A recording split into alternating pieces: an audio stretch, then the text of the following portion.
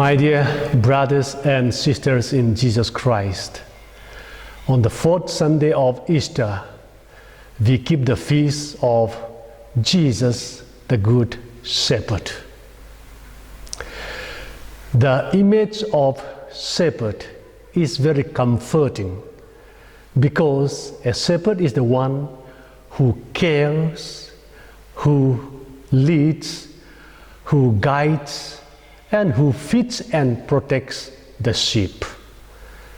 Therefore, when we say that Jesus is the Good Shepherd, we mean to say that in Jesus we have a person, a friend, a shepherd who cares for us, who leads us, guides us, and protects us.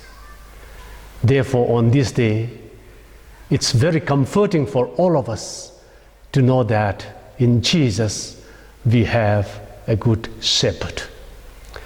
The gospel reading of today, taken from John chapter 10, verses 1 to 10, presents us two important images of Jesus, the Good Shepherd. First, Jesus says that He is the shepherd who comes through the gate, unlike the others who climbs the wall to steal and to disturb the sheep. But He comes through the gate, and the gatekeepers knows Him, opens the gate, and He calls His sheep, and His sheep knows His voice, and He leads them out, feeds them, and gives them abundant life. But in the gospel it is said that the apostles could not understand the explanation of Jesus. So Jesus further gave another image, and He said that He is the gate of the sheep. It's quite interesting. How can Jesus be the shepherd who enters the gate of the sheep and also become the very gate of the sheep Himself? By this, Jesus is telling them that He is the gate of the sheep through whom we have to enter in order to enjoy eternal life. In John 14:6, He clearly told that He is the Good Shepherd, and no one can come to the Father except through Him.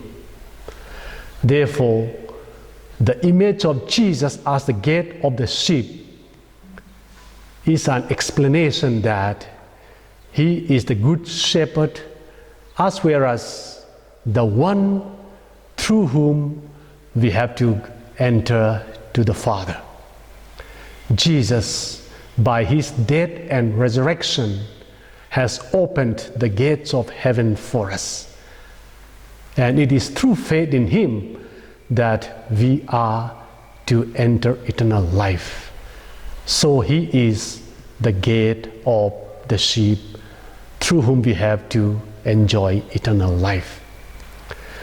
And at the end of it, Jesus says that I came that they may have life and have it in abundance.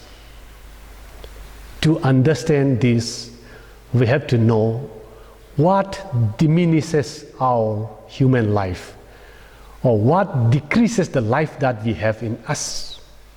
The answer is simple: sin. When we commit sin, the life within us diminishes, dies. When we are lazy, we become dull and lifeless. When we are proud, people don't like us, we can't relate with others. When we are jealous or envious, we have no peace of mind. Or when we have gluttony, then we take extra food, and in that way we get sick. So sin diminishes life in human beings. But Jesus, through his death and resurrection has obtained for us the forgiveness of sin. Therefore, if we have faith in him, our sin is forgiven, and the life within us will once again become alive. Therefore, the meaning of I came to give life and give life in abundance means that Jesus offers us forgiveness each day so that we can have a peace of mind, we can have joy in life, and that we may always be alive in our lives.